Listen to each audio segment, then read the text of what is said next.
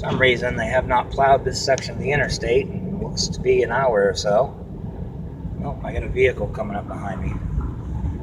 I can't even tell where the hell the interstate is. Hopefully that asshole is not dumb enough to try to pass me. But anyways, that's what it looks like.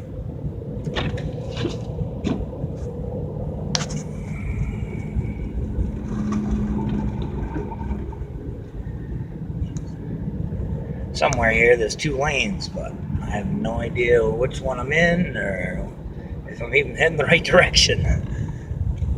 Could be heading north for all I know. Oh yeah, and my car's hitching like crazy, so that don't help.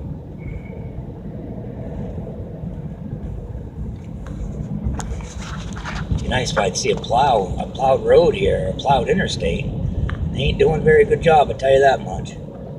Alright, bye-bye.